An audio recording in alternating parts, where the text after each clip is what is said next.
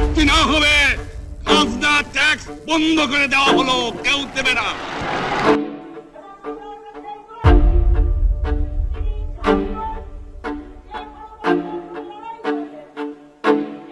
सबसे पहले आपको खबर दें, बांग्लादेश की अदालत ने साबिक वजीर आजम शेख हसीना के खिलाफ मुकदमे में फैसला सुनाना शुरू कर दिया है। Today, ousted Prime Minister Sheikh Hasina sentenced to death in Bangladesh. Deposed Prime Minister Sheikh Hasina to death in absentia. We have decided to inflict her with only one sentence, that is sentence of death.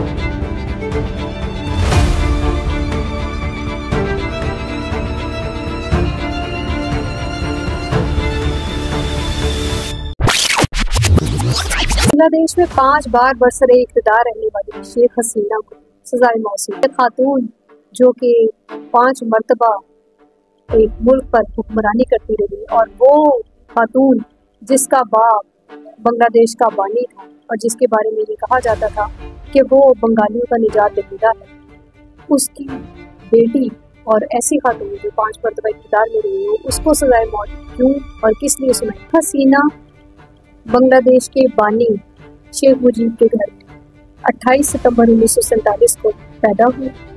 इसके बाद उन्होंने इब्तदाई तालीम अपने ही मुल्क में हासिल की और आला तालीम के लिए मुल्क से बाहर चली।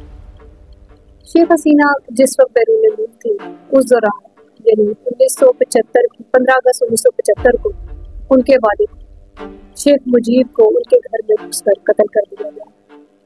कत्ल की वारदात जिसको बगावत या हुकूमत का तख्ता उलटने की एक साजिश करार दिया जाता था, उसके दौरान फौजी अफसर, बंगाली फौजी अफसर उनकी रिहाइशगाह में दाखिल हुए, शेख मुजीब और उनके 3 बेटों को और उनकी अहलिया को कत्ल कर दिया। उस वक्त हसीना मुल्क से बाहर थी और वो तालीम हासिल करी। उन्होंने मुल्क में आने की कोशिश की, लेकिन उनके लिए वापसी के तमाम रास्ते रोक दिए गए और उन्हें 6 साल मुल्क बदली का सामना करना पड़ा। बाज़ लोग उसे ये भी कहते हैं कि ये मुल्क बदली हसीना वाजिद की अपनी तरफ से ही इख्तियार की गई। शेख हसीना बैरून मुल्क में थी, लेकिन उनकी सियासी जद्दोजहद का भरपूर तरीके से आगाज़ हो गया था। जो उनके हामी थे उनको शेख हसीना की शक्ल में शेख मुजीब नजर आते थे और वो यही समझते थे कि शेख हसीना का अब इक़्तिदार में आना बहुत ज़रूरी हो चुका है। उन्होंने अपनी जद्दोजहद शुरू की और 1985 में अपने वतन वापस आकर इलेक्शन लड़ा और वो इन इंतखाबात में अपोजिशन लीडर मुंतखब हुए। अपोजिशन लीडर के इंतखाब के बाद उन्होंने अपनी पार्टी को मज़ीद मजबूत बनाने की कोशिशें शुरू कर दी। अवामी लीग जो शेख मुजीब की पहचान थी, जो कि बांग्लादेश के बानी थे, अब वो सिर्फ और सिर्फ शेख हसीना के नाम से जानी जाती थी। उन्होंने जद्दोजहद की और जिसके नतीजे में 1996 में वो वज़ीर आज़म मुंतखब।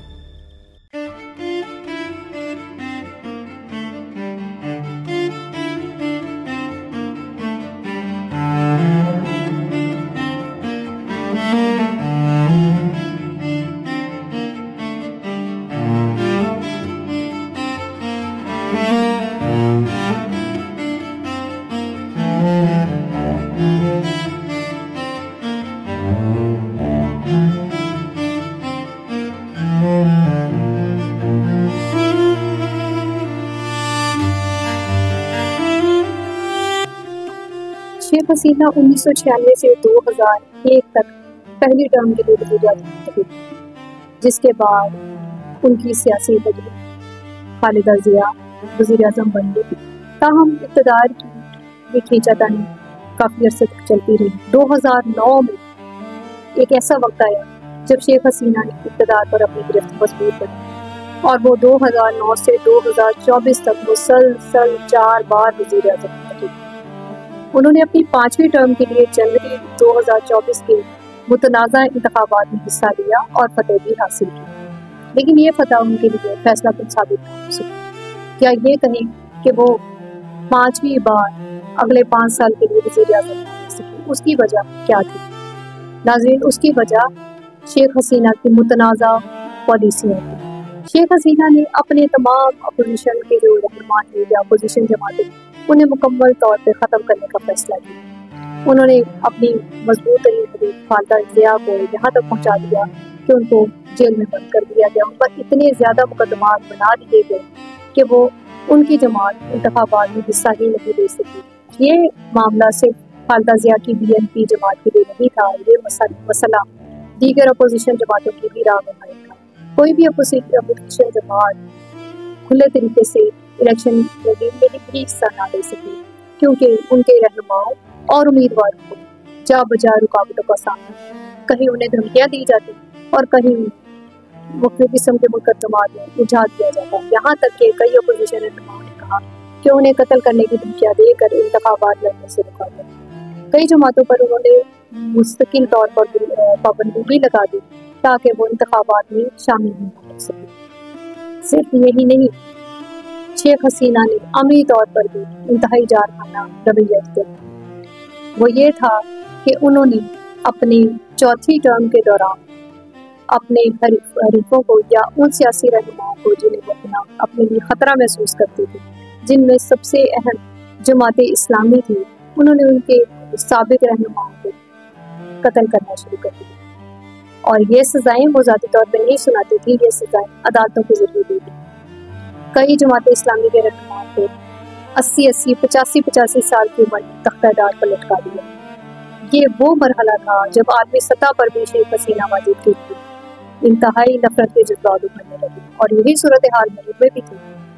انہوں نے ان جذبات کو دبانے کے لیے ایک اور حربہ اختیار کیا، وہ تھا کوٹا سسٹم، جو کہ ابتدا سے ہی بنگلہ دیش میں رائج تھا. لیکن انہوں نے اس کوٹا سسٹم کو مزید عروج دیا. وہ اس طرح کہ انہوں نے 50% کوٹا ان لوگوں کے لیے رکھ دیا جو 1971 کی جو ان کی نام نہاد جنگ آزادی تھی اس کے دوران قربانیاں دی تھیں.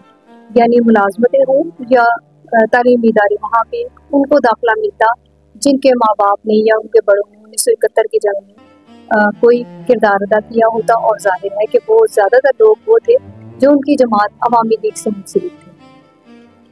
اب جب نوجوانوں نے یہ دیکھا کہ ان کے لیے کوئی راستے ہی نہیں رہ گئے تو وہ سڑکوں پر آ گئے.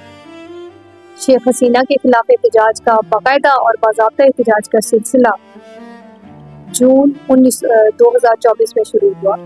جون 2024 وہ سال تھا، وہ ماہ تھا جو کہ شیخ حسینہ کے اختتام کا آغاز قرار دیا جا رہا. جون میں ناہید اسلام نام ایک نوجوان رہنما آگے آئے جو ڈھاکہ یونیورسٹی میں سوشیالوجی کے طالب ہیں.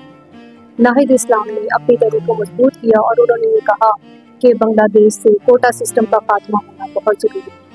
ان کی اس تحریک کو ابتدا میں دبانے کی کوشش کی گئی. ناہید سمیت کئی رہنماؤں کو گرفتار بھی کیا گیا اور انہوں نے پکڑ کر عقوبت خانوں میں بھی ڈالا. صرف یہی نہیں، کئی ایسے رہنما جو یا کارکن جو کہ پیش تھے انہیں غائب بھی کر دیا گیا، جن کے بارے میں یہ کہا گیا کہ انہیں ٹارچر کر کے قتل کیا جا چکا. اس کے باوجود نوجوانوں نے اپنی یہ تحریک جاری رکھی اور جولائی میں یہ تحریک نقطہ عروج پر پہنچ گئی. یہ وہ دور تھا جب شیخ حسینہ کی جارحیت کی عروج پر پہنچ گئی.